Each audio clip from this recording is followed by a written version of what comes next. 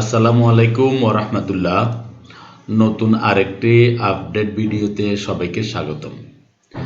আমি আপনাদেরকে ভিডিওতে যেটা পরামর্শ দিতে চাচ্ছি সেটা হচ্ছে অ্যাডহক কমিটি, ম্যানেজিং কমিটির সভাপতি গঠন নিয়ে ফেসবুকে বিভিন্ন যে পরিপত্রগুলা ঘুরতেছে, ঘূর্ণায়মান আছে, এই পরিপত্রগুলা যাচাই করা ছাড়া, বিশ্বস্ত কোনো সূত্র ছাড়া আপনারা পরিপত্রগুলো বিশ্বাস করবেন না।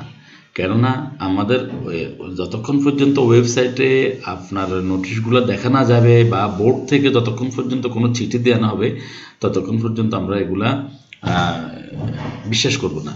যেমন আমি আপনাদেরকে বোর্ডের বা ওয়েবসাইটেও যে অনেক সময় তথ্য ভুল থাকে সেটা দেখাচ্ছি। এখানে আমরা এখন মাধ্যমিক ও উচ্চশিক্ষা বিভাগ ওয়েবসাইটে আছি। তো সেখানে তারা তাদের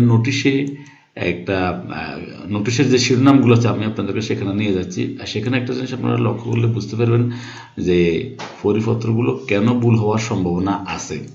যেমন দেখুন, এই তারিখটা একটু লক্ষ্য করুন। এই যে এখানে একটা পরিপত্রটা প্রকাশ পেয়েছে মাধ্যমিক পর্যায়ের সকল শিক্ষা প্রতিষ্ঠানের জন্য অভিভাবক শিক্ষক সমিতি তথা পিটিএ নীতিমালা 2023 অনুমোদন। কিন্তু অনুমোদনটা কত? 2027, 11, 17। 2027 সাল কিন্তু এখনো আসে নাই। এখনো 24 সাল শেষও হয় নাই। 25, 26, 27 সাল এখানে উঠে রয়েছে। এখানে নিচে একদম 17 আছে, এখানে 21 আছে, এখানে 23 আছে, এখানে 27। অথচ এই জিনিসটা বুঝতেছি না এটা ওনাদের কি ইচ্ছাকৃত ভুল নাকি। যেমন আমি আপনাদেরকে যদি এই জিনিসটা আরেকটা জিনিস দেখাই যে এটা চিঠিটার কথা যেটা বলা হয়েছে, এখন আমরা যদি এই তারিখের এই তারিখ যে এখানে লিখছে প্রকাশের তারিখ, লক্ষ্য করুন আপনারা, প্রকাশের তারিখ হচ্ছে 2027, 11, 17। আমি বুঝতেছি না এটা এত গুরুত্বপূর্ণ একটা বিষয় কিভাবে এটা ওনারা ভুল করলো। আচ্ছা, এখন এখানে যদি আমরা ক্লিক করি যে পিটিএ যে নীতিমালাটা, তো সেখানে আমরা দেখতে পাবো সেটা দেখুন 31শে জানুয়ারি 2024। এখানে কি আছে?